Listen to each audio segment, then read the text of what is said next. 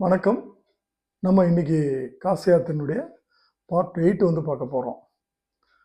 போன பார்ட்ல நம்ம சொல்லியிருந்தோம், சங்கடமோட்ச அனுமன் கோயிலுக்கு போயிட்டு, அடுத்து எங்க போறோம்னு சொல்லிட்டு, சங்கடமோட்ச அனுமன் கோயிலுக்கு போனதுக்கு பின்னால, நம்ம அன்னைக்கு சாயந்தரமே நடக்கக்கூடிய கங்கா ஆரத்திய தான் நம்ம வந்து பார்க்கறதுக்கு போக போறோம். இந்த கங்கா ஆரத்தி வந்து 2 இடங்கள்ல நடக்குது. ஒண்ணு வந்து அசிகாட்டு, இன்னொன்னு தஸ் அஸ்வமேத யாக காட்டு. இல்லை அஸ்வமேத யாக காட்டில் தான் வந்துட்டு ரொம்ப பாப்புலராக இருக்கும், கூட்டமும் அதிகமாக இருக்கும். இந்த கங்கா ஆரத்தி வந்து வின்டர் சீசனில் குளிர்காலங்களில் வந்து 6:30க்கு ஆரம்பிக்கும். சம்மர் சீசன் வெயில் காலங்களில் வந்து 7 மணிக்கு ஆரம்பிக்கும். நீங்கள் ஒரு 5:45க்கு போனாலுமே அங்கே கங்கா ஆரத்தி நடக்கக்கூடிய படிகளில் உட்கார்றதுக்கு உங்களுக்கு வந்து இடம் தாராளமாக வந்து கிடைக்கும். நீங்கள் போட்டில் வந்து ஏறி போகணும் அப்படின்னு தயவு செஞ்சு அந்த மாதிரி விஷயத்தை வந்து ஃபாலோ பண்ணாதீங்க. நாங்கள் அதில் தான் போய் ஏமாந்தோம். போட்டுன்றது வந்து நம்மளை கொண்டு போய் பின்னால் கொண்டு போய் நிறுத்திடுவாங்க. தூரத்துலேருந்து நம்ம பார்த்தோம்னா 7 புள்ளி மட்டும்தான் தெரியும். நீங்கள் கேமரா எடுத்துகிட்டு போகிறவங்க அதெல்லாம் வந்து ஃபோட்டோ எடுக்க முடியாதுங்க. அது அப்படியே நீங்கள் ஃபோக்கஸ் பண்ணால் கூட இருட்டாக தெரியும், ஒரு 7 புள்ளி மட்டும்தான் தெரியும். ஸோ ஃபுல்லாக வந்து அனுபவிக்க முடியாது.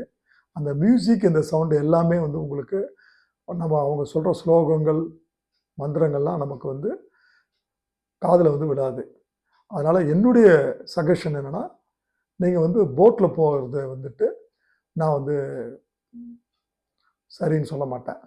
நீங்கள் அந்த படிக்கட்டிலே உட்கார்ந்து பக்கத்திலே இருந்து பார்க்குறது வந்து ரொம்ப பிரம்மாண்டமாக இருக்கும். சரி, இந்த கங்கா ஆரத்தி முடிச்சதுக்கப்புறம் நாம் வந்து செய்ய வேண்டியது என்னென்னா, நேரம் இருந்தால் காசிக்கு பக்கத்தில் இருக்கக்கூடிய சாரநாத் வந்து நம்ம வந்து போகலாம். அசோகர் காலத்து ஸ்தூபி அங்கே இருக்குது.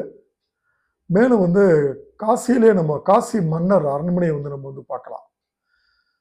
அதே மாதிரி காசியில் ஏகப்பட்ட சிவன் கோயில்கள் இருக்குதுன்னு சொன்னோம். அஷ்டத்திக்குலேயும் வந்துட்டு உங்களுக்கு வந்து காலபைரவர் இருக்கிறாருன்னு சொன்னோம்.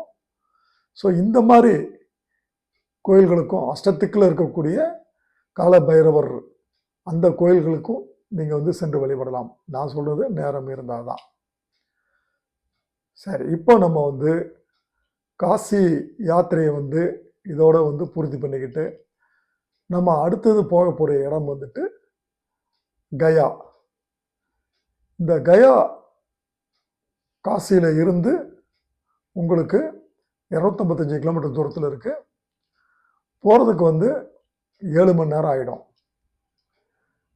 நீங்கள் பஸ்ஸில் போனீங்கன்னா நம்ம தமிழ்நாடு மாதிரி ரொம்ப ரோடுலாம் கிளியராக இருக்கும், நீட்டாக இருக்கும், போயிடலான்னு நினைக்க வேண்டாம்.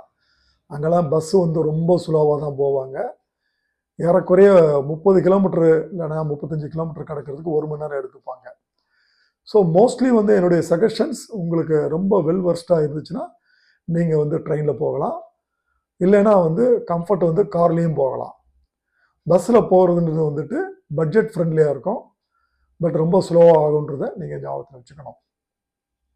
கயாவில் நம்ம வந்து சொல்கிறது, அங்கே வந்து நமக்கு நாட்டுக்கோட்டை சத்திரம் இருக்குது. எப்படி நம்ம காசியில் வந்து நாட்டுக்கோட்டை சத்திரம் இருக்குதோ அதே மாதிரி கயாலையும் வந்து நாட்டுக்கோட்டை சத்திரம் வந்து இருக்குது. கயாவில் வந்து 3 விஷயங்கள் வந்து ரொம்ப பாப்புலர். ஒன்று வந்து விஷ்ணுபாதம் அந்த கோயில். அதுக்கப்புறம் வந்து உங்களுக்கு கயாவுக்கு பக்கத்தில் இருக்கக்கூடிய புத்த கயா, ஒரு 20 நிமிஷம் ஜேர்னியில் நீங்கள் வந்து புத்த கயா வந்து போயிடலாம். அதுக்கு அடுத்து வந்து கயாவில் வந்து ரொம்ப ஃபேமஸ் வந்து பல்குனி ஆறு. அதுக்கப்புறம் உங்களுக்கு வந்து அந்த ஆலமரம், அக்ஷயவடம்னு சொல்லக்கூடிய ஆலமரம். கயாவை பொறுத்த வரைக்கும் அந்த நம்ம திதி கொடுக்குற அந்த ப்ராசஸ் வந்து ரொம்ப லென்த்தி ப்ராசஸ்ஸு, அதுக்கு ரொம்ப நேரம் ஆகும். இதில் வந்து இன்னொரு முக்கியமான விஷயம் நம்ம சொல்கிறது, அந்த கோயில் நடந்திருக்கிற நேரமும் வந்து ரொம்ப கம்மியான நேரம் தான். அதாவது வந்து அவங்க கோயில் நடந்திருக்கிறது வந்துட்டு 12:30 மணிக்கெலாம் வந்து க்ளோஸ் பண்ணிவிடுவாங்க. 6 மணிக்கு ஆரம்பித்து 12:30 மணிக்கு மூடிடுவாங்க. சாயந்தரம் 5 மணிக்கு ஆரம்பித்து 8 மணிக்கு முடிச்சிடுவாங்க. ஸோ பெட்டர் வந்து நீங்கள் சாயந்தரம் போகிறத விட காலையில் வந்து தர்ப்பணம் கொடுக்கறது வந்து ப்ரிஃபர் பண்ணுறது வந்து ஐடியலாக இருக்கும். அதனால் நீங்கள் சாயந்தரம் நேரத்தில் டைம் ஸ்பெண்ட் பண்ணுறதுக்கு நீங்கள் புத்தகயா போயிடலாம். இந்த புத்தகயாவில் வந்து வேறு வேறு நாட்டு அரசாங்கங்கள், அதாவது ஸ்ரீலங்கா, ஜப்பான், சைனா, இவங்க கட்டின புத்த விகாரங்கள், புத்தர்கள் கோயில்கள் இருக்குது. ஒன்று ஒரு ஒரு ஸ்டைலில் இருக்கும். அதை நீங்கள் தாராளமாக போய் பார்க்கலாம். புத்தர் ஞானம் அடைந்த போதி மரம் அங்கே தான் இருக்குது. புத்தர் வந்து தியானம் செய்த 3 இடங்கள் வந்து அங்கே இருக்குது. அந்த இடங்களையும் நீங்கள் வந்து பார்வையிடலாம். அங்கே வந்து உங்களுக்கு ஷாப்பிங் வந்து ரொம்ப ரீசனபிள் ப்ரைஸில் இருக்கும். க்ளோத்ஸ் வந்து ஷாப்பிங் வந்துட்டு அங்கே கொஞ்சம் பாப்புலராக இருக்குது. இதை நீங்கள் ஞாபகத்தில் வச்சுக்கலாம். அங்கே நீங்கள் போகிறது வந்து எலக்ட்ரிக் வெஹிக்கிள்ஸ் தான். எலக்ட்ரிக் ஆட்டோஸ் வந்துட்டு எப்படி காசியில் எலக்ட்ரிக் வெஹிக்கிள்ஸ் நம்ம சொன்னோமோ அதே மாதிரி வந்து உங்களுக்கு புத்த கயாலம் வந்து எலக்ட்ரிக் வெஹிக்கிள்ஸ் வந்து அதிகமாக இருக்குது. ஸோ நீங்கள் இங்கேருந்து கயாலேருந்து கிளம்புறப்போ வந்துட்டு புத்த கயாவுக்கு நீங்கள் எலக்ட்ரிக் ஆட்டோவில் போயிட்டு வந்துடுறது வந்து கன்வீனியண்ட்டாகவும் இருக்கும். சரி, காலையில் மறுநாள் நம்ம ஏர்லி மார்னிங் 4 மணிக்கு எழுந்திரிச்சு குளிச்சுட்டு காஃபி சாப்பிட்டுட்டு நம்ம கிளம்புறதுக்கு வந்துட்டு எப்படியும் 1 மணி நேரம் ஆகிடும். ஒரு 5 மணிக்கு கிளம்புனோம்னா ஒரு 5:30, 5:45 ஆகிடும் நம்ம தர்ப்பணம் கொடுக்குற இடத்துக்கு போகிறதுக்கு. விஷ்ணுபாதம் கோயிலில் தான் நாங்கள் அடுத்து நம்ம போகிறோம். இந்த விஷ்ணுபாதம் கோயிலுன்றது வந்து எல்லாம் பக்கத்தில் தான், ஒரு 10 அடி 20 அடி தான். விஷ்ணுபாதம் கோயிலேருந்து ஒரு 10 அடியில் வந்து அக்ஷயவடம் சொல்லக்கூடிய ஆலமரம் இருக்குது. அங்கேருந்து ஒரு 20 அடியில் வந்து பல்குனியார் இருக்குது. ஸோ இந்த 3 இடத்துலையுமே வந்து தர்ப்பணம் கொடுக்கலாம். எந்த ஒரு இடத்துல வந்து தர்ப்பணம் கொடுக்கலாம். பட் மிகுந்த சிறப்பு எல்லாரும் கொடுக்கறது வந்து அந்த விஷ்ணுபாதம் கோயிலில் தான் வந்து கொடுக்குறாங்க. ஸோ விஷ்ணுபாதம் கோயிலில் வந்துட்டு உங்களுக்கு வந்து திதி கொடுத்ததுக்கு பின்னால் அங்கே வந்து நம்ம வந்து இப்போ பொதுவாக வந்து நம்ம தர்ப்பணம் கொடுக்குற இடத்துல வந்து 3 பிண்டங்கள் தான் வந்து வைப்பாங்க. பட்டு அதே மாதிரி வந்து காசி அப்புறம் பிரயாக்ராஜ்னு சொல்லக்கூடிய திருவேணி சங்கமத்தில் வந்து நம்ம வந்து திதி கொடுத்தோம்னா அங்கே வந்து உங்களுக்கு வந்து 16 பிண்டங்கள் வந்து வைப்பாங்க. பட் கயாவில் 32 பிண்டங்கள் வைக்கிறாங்க. பிராமின்ஸ்க்கு வந்து அவங்க பண்ணுற தர்ப்பணத்தில் வந்து 64 பிண்டங்கள் வைக்கிறாங்க.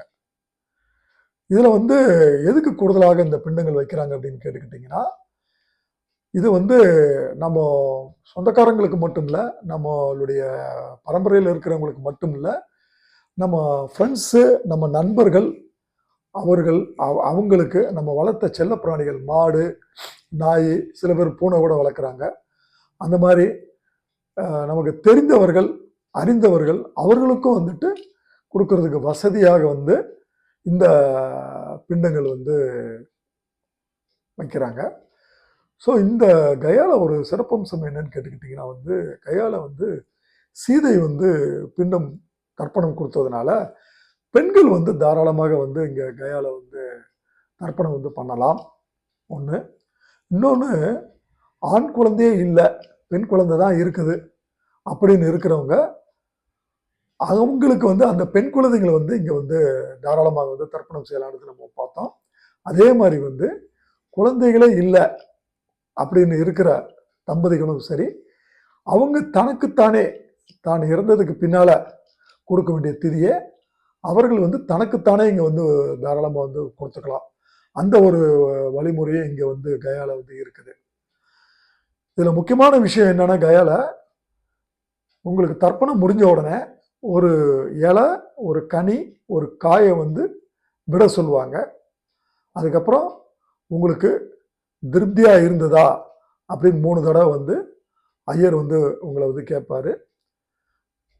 நீங்கள் ஐயர்கிட்ட கேட்குறப்போ வந்து ஐயர் வந்து திருப்தி திருப்தி திருப்தின்னு 3 தடவை சொன்னார்னா அதோட வந்து தர்ப்பணம் வந்து முடியுது.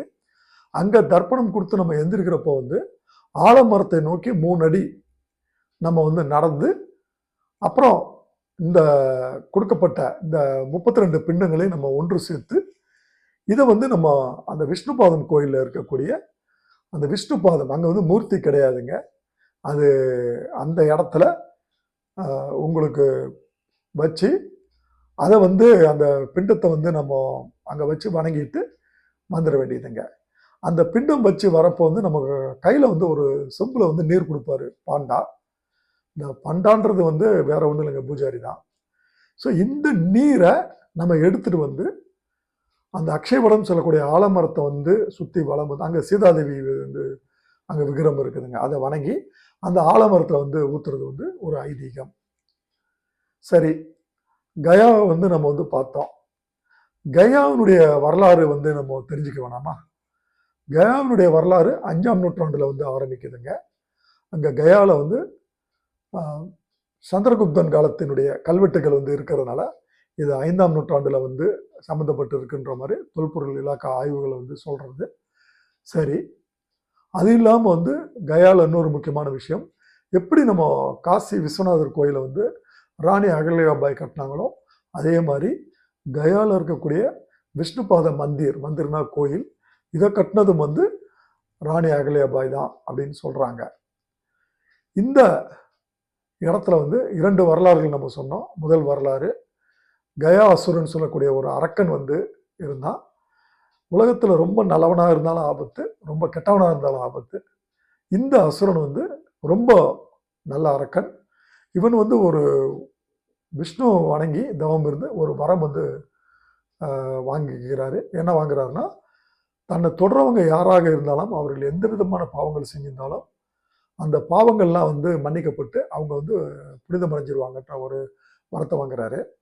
ஸோ நாட்டில் ஏகப்பட்ட குற்றங்கள் செய்கிறவங்க, பாவங்கள் செய்கிறவங்க பாவங்களை செஞ்சு முடிச்சதுக்கப்புறம் இவரை வந்து தொட்டு வணங்கி பாவங்களை வந்து தீர்த்துடுறாங்க. இதனால் வந்து இந்த பாவ புண்ணிய கணக்கு வந்து யமனால் சரியாக பார்க்க முடியாமல் யம தர்மராஜா நேரடியாக போய் விஷ்ணுகிட்ட முறையிடுறாரு. இந்த மாதிரி எனக்கு வந்து உண்டான வேலைகள் வந்துட்டு இல்லை, இது எல்லாத்தையும் வந்து புனிதராக்கிட்டாங்கன்னா அந்த பாவ புண்ணிய கணக்குக்கு வந்து மரியாதை இல்லாமல் போயிடும், இதற்கு ஒரு வழி செய்யுங்க அப்படின்னு சொல்லி விஷ்ணு வந்து அவர் கேட்குறாரு. உடனே விஷ்ணு வந்து என்ன முடிவு பண்ணுறாருன்னா, நேராக கயா அசுரனுக்கு வராரு. வந்து இந்த உலகத்திலே ஒரு புனிதமான இடம் வந்து நான் வந்து யாகம் வளர்க்குறதுக்கு வேணும்னு கேட்குறாரு. பல இடங்களை வந்து கயா அசுரன் வந்து காட்டுறாரு. பட் ஆனால் வந்து விஷ்ணு வந்து அது எல்லாமே வந்து இல்லைங்க, அது புனிதம் இல்லைன்னு வந்து சொல்லிடுறாரு. கடைசியில் வந்து கயா அசுரன் நீங்களே சொல்லுங்க அப்படின்னு கேட்குறப்ப வந்து விஷ்ணு, உன்னுடைய உடம்பு தான் புனிதமானது, குறிப்பாக வந்து உன்னுடைய இருதயம் மார்பு வந்து புனிதமானது, நான் அதில் வந்து யாகம் வளர்த்து ஓமம் பண்ணலாம்னு இருக்கிறேன் அப்படின்னு வந்து சொல்கிறாரு. இப்போது கயா அசுரனுக்கு தெளிவாக புரிஞ்சிருது. அவர் வந்து என்ன சொல்லிடுறாருன்னா விஷ்ணு கிட்ட, ஆகட்டுங்க, நீங்கள் என்னை வந்து கொல்லுறதுக்கு வந்து முயற்சி பண்ணுறீங்க, பட் இருந்தாலும் நான் வந்து உங்களை கேட்டுக்கிறதுக்கு வந்து ஒரு விஷயத்தை கேட்டுக்கிறேன். எனக்கு மரணம் என்பது வந்து சம்பவிக்குமானால் அது வழி இல்லாத மரணமாக வந்து நீங்கள் வந்து கொடுங்கன்றது வேண்டுறாரு. அதை ஒத்துக்கிட்ட விஷ்ணு வந்து அங்கே வந்து யாகத்தை வந்து வளர்த்து அவர் உடம்பு மேலே உட்காந்து அவர் மார்பு மேலே உட்காந்து யாகம் வந்து வளர்க்குறாரு. அப்போ கயா அசுரன் வந்து மூச்சு விடுற அந்த இதனால அந்த சத்தமும் அந்த மார்பு மேலேயும் கீழே ஏறி இறங்குறது வந்து ரொம்ப டிஸ்டர்பாக இருக்கிறதுனால அவர் தன்னுடைய கதையை வச்சு மேலே அந்த வயிற்று பகுதியில் ஒரு அழுத்தி ஒரு காலை வச்சு ஒரு அமுக்கி அவர் வந்து பாதத்தால் அந்த கயா அசுரனை வந்து பூமிக்கு அடியில் வந்து புதைச்சிறாரு. இதை வந்து கேள்விப்பட்ட கயா அசுரன் வந்துட்டு பூமிக்கு அடியில் வந்து போயிடுறான், இறந்துடுறான். அப்போ வந்து அவனுக்கு வந்து விமோச்சனம் கொடுக்கறதுக்கு வரப்போ வந்து அவன் வந்து என்ன கேள்வி கேட்குறான்னா, நான் உங்ககிட்ட கேட்டது வந்து வலி இல்லாத மரணம், ஆனால் நீங்கள் மரணம் விளைவிக்கிறப்போ வந்து எனக்கு ஏகப்பட்ட வலி இருந்தது அப்படின்னு சொல்கிறப்போ வந்து விஷ்ணு வந்து என்ன சொல்கிறாருன்னா, மனிதனாக பிறந்த எல்லாருமே இறக்கும்போது வந்து அவர்கள் வந்து வலியோடு இறக்க வேண்டும் என்பது தான் விதி. அந்த விதியை வந்து மாற்ற முடியாது.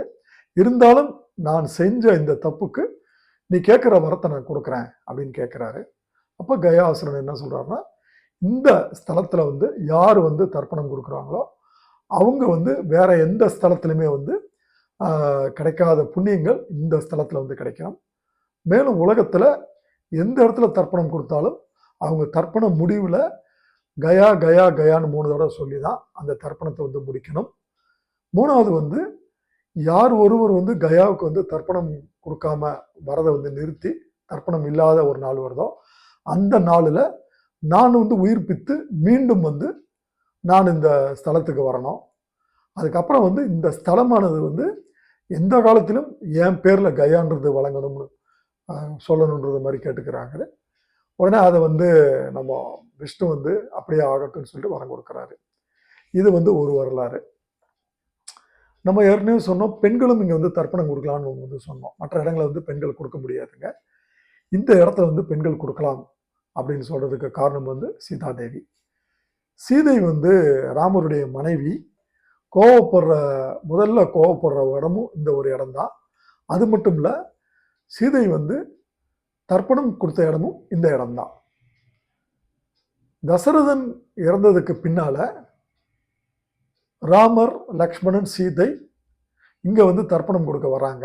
இந்த இடத்துல வரப்போ வந்து பல்குனி ஆறு இருக்குது. பல்குனி ஆற்றுல சீதையை உட்கார வச்சுக்கிட்டு அவங்க தர்ப்பணத்துக்குரிய பொருட்களை வாங்குறதுக்கு வந்துட்டு பக்கத்தில் ஊருக்கு வந்து போகிறாங்க. பொதுவாக தர்ப்பணம் வந்து 12 மணிக்குள்ள கொடுத்துடணும். 12 மணிக்கு பின்னால் கொடுத்தா பித்தர்களுடைய கோபத்துக்கு வந்து ஆளாக நேரிடும். இப்போ நேரம் நெருங்கிட்டு இருக்குது. இந்த நேரத்தில் வந்து தசரதர் வந்து சீதை முன்னால் தோன்றி, எனக்கு ரொம்ப பசியாகவும் தாகமாகவும் இருக்குது, நீ வந்து தர்ப்பணம் கொடுமா அப்படின்னு கேட்குறாரு. நான் வந்து கொடுக்கலாமா அப்படின்னு கேட்குறப்ப தாராளமாக கொடுக்கலாம் அப்படின்னு அவர் வந்து சொல்கிறாரு.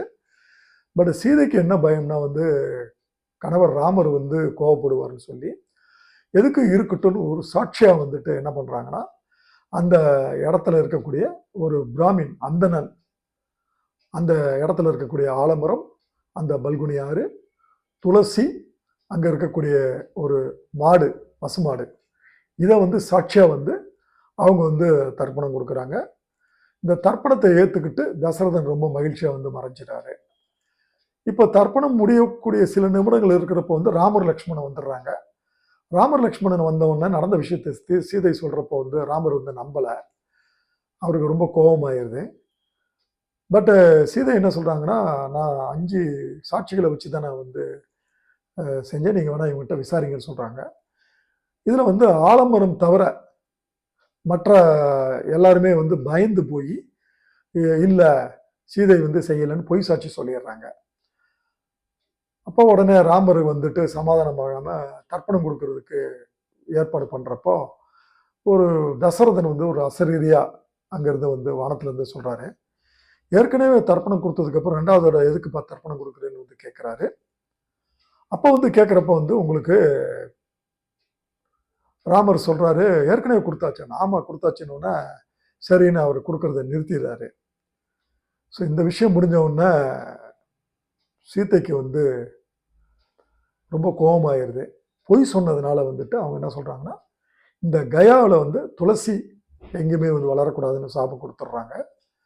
பிராமினுக்கு என்ன சாதம் கொடுக்குறாருன்னா, அந்தனருக்கு என்ன உங்களுக்கு செஞ்சாலும் திருப்தின்ற ஒரு மனப்பான்மை உங்களுக்கு வராது. போதும்ன்றது நீங்கள் சொல்ல மாட்டீங்க. யார் உங்களுக்கு என்ன கொடுத்தாலும் உங்கள் மனசு திருப்தி அடையாது. இன்னும் கொஞ்சம் கொடுத்துருக்கலாமே, இன்னும் கொஞ்சம் கொடுத்துருக்கலாமேன்றது மாதிரி தான் உங்கள் மனசும் தோணும், உங்களையும் பேச வைக்கும் அப்படின்ற ஒரு சாபம் கொடுத்துட்றாங்க. பசுமாட்டுக்கு என்ன சாபம் அப்படின்னு நீங்கள் கேட்டிங்கன்னா வந்து, பசுமாடை வந்து வணங்குறவங்க இனிமேல் அதனை முன்பக்கம் வணங்க மாட்டாங்க, அதன் பின்பக்கம் தான் போய் வணங்குவாங்கன்ற ஒரு சாபத்தை பசுமாட்டுக்கு வந்து கொடுத்துட்றாங்க. பல்குனி ஆற்றுக்கு என்ன சாபம் கொடுத்துட்றாங்கன்னா, இந்த ஆறு வந்து எப்பயுமே வறண்டு இருக்கும், தண்ணி வந்து இருக்காது.